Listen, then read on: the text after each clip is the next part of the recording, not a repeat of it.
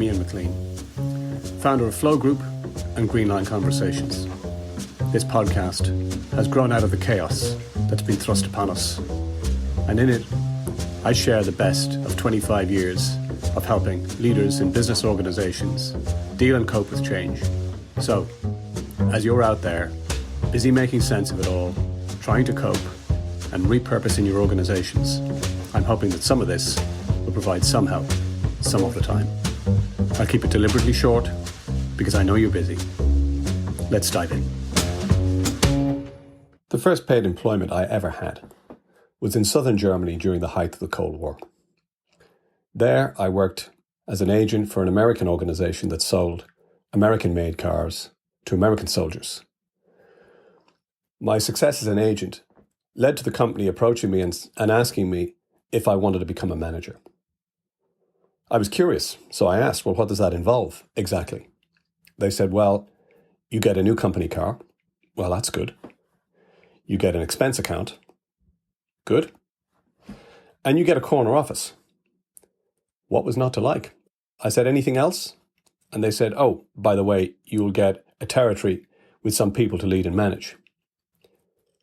How difficult could that be? I thought to myself. It's pretty systematic in organizations that the emphasis is very much on the reward. And little care is given in organizations to the actual responsibilities of leaders and managers towards their people and how to do that. Businesses are particularly ill-equipped to give people this facility and this skill, assuming that somehow people who are good technically, like I was as a salesperson, are miraculously going to understand how best to lead people and manage them. This was true in peacetime, in ordinary times, but this lack is now coming home to roost. And it was brought home to me recently by a leader who approached me in desperation and asked me the question, Ian, how do you show strength to lead others when you're having difficulty leading yourself? And this is at the heart, at this moment, of what is exercising leaders and making life extremely difficult. Because it's the lot that we have as a leader, is that responsibility in the middle to manage others, whilst we're trying to manage ourselves. Leaders are, de facto, the frontline white-collar workers of the piece today. At a time when, if I refer back to what I mentioned last week, the CEO forum that we hosted, where 9 out of 10 CEOs, when asked the question what their biggest struggle was at this moment in time, and the thing that was keeping them awake at night, it wasn't to do with revenue figures or profitability or market share or digitalization or supply chain. It was to do with the fact that in 9 out of 10 cases, my people are struggling and I don't know how to help. It's been interesting to observe the struggle that people as humans have experienced throughout the last 11 months in the lockdown. In lockdown number 1, whilst there was total chaos and shock, there was some level of novelty that people experienced, which created a form of solidarity. The second lockdown was characterized by hope. There was a vaccine on the horizon. They were getting approval. Christmas was coming, and we were all promised parole and time off for good behavior. Lockdown number 3 has a completely different recipe. It's characterized where people's spirit seems to be broken, because instead of an end, there now seems to be no end. And there's no end of complications. Various strains, mutations, complications with rollouts of the vaccine. In my direct experience with our clients, people are in a worse place now than they've ever been since the start of the pandemic. The chaos that's descended through the pandemic has been disruptive, and the impact of it to date has been mostly witnessed externally. So the external impact has manifested itself in 2 ways. First, through the economy, and second, through our own autonomy. So these are consequences that we've suffered, but they're mostly external and material up until now. Everything from wondering about our job security all the way through to what does remote working look like, and how do we homeschool the kids? What's been apparent more recently, since the third lockdown and the struggle that I've just mentioned, is that the disruption and the impact has gone from being an external impact to increasingly, the longer this goes on, becoming an internal or an existential impact. And what I mean by that is people more and more are surfacing the idea that they're struggling and struggling for meaning. If I look at the old world was set up to provide the ultimate distraction from having to think about meaning. The old world was characterized by distraction in many, many different forms. We traveled relentlessly. We built wardrobes. We populated our driveways with new Teslas and cars. We entertained like the end of days. Put all these distractions together, and I'm reminded of the Brené Brown observation at the time, which said that we are a culture of people who's bought into the idea that if we stay busy enough, the truth of our lives won't catch up with us. We were relentlessly busy. Interestingly, through my years of working with corporate organizations and leaders, one of the most common types I encounter are what I call the successful empties. These are people who, on the outside, appear to have everything. They have the career, they have the achievements, they have the portfolio, they have the trappings on the outside.